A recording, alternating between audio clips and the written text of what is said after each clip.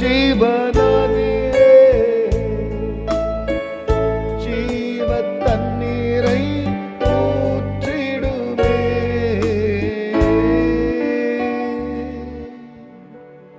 கர்த்தருடைய பரிசுத்த நாமத்திற்கு மகிமை உண்டாவதாக. ஆண்டவராகிய இயேசு கிறிஸ்துவினுடைய ஈடு இணையற்ற நாமத்தில் வாழ்த்துக்கள்.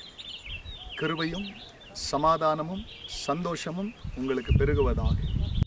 அன்பானவர்களே, இந்த நாளிலும் தேவனாகிய கர்த்தர் நமக்காய் அவர் கொடுக்கின்ற அவருடைய வாக்குத்தத்தமானது யோவேல் தீர்க்கதரிசன புஸ்தகத்தில் 2ஆம் அதிகாரத்தில் 28ஆம் வசனம். இதற்கு பின்பு மாம்சமான யாவர் மேலும் நான் என் ஆவியை ஊற்றுவேன்.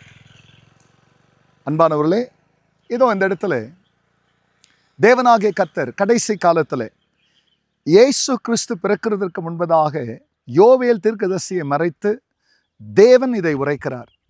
மாம்சமான யாவர் மேலும் நான் என் ஆவியை ஊற்றுவேன். இந்த யாவர் மேலும் நான் என் ஆவியை ஊற்றுவேன் என்று சொல்வதற்கு முன்பதாக அவர் குறிப்பிட்ட சில தேவ மனிதர்கள் மேல் ஊற்றினார்.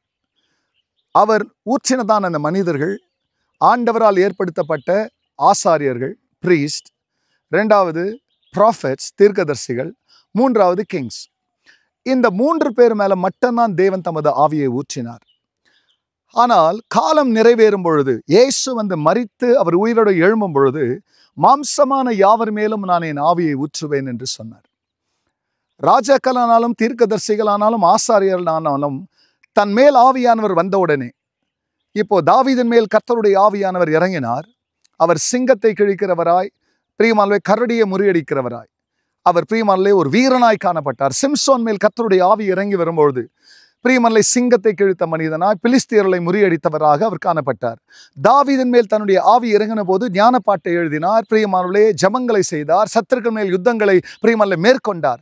யார் மேலெல்லாம் கர்த்தருடைய ஆவியானவர் செயல்பட்டாரோ அவர்கள் எல்லோரும் தேவனுக்காக மகிமையான சேவைகளை செய்தார்கள்.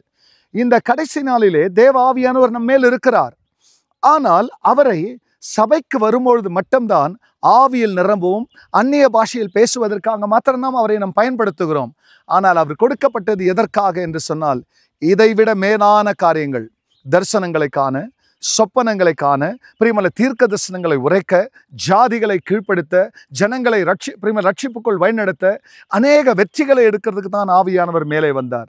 ஆகியால் இந்த காலை வேளையில் அதே ஆவியானவர் மாம்சமான யாவர் மேலனா உங்க மேல தான், நம்ம எல்லோரும் மேலே அவர் பிரியமலை இன்றைக்கு அவர் ஊற்றின ஆவி இருக்கிறபடியாலே அவரை பயன்படுத்தாதவர்களாய் அல்ல, அவரை பயன்படுத்துகிறவர்களாக நாம் வாழ்வோம்.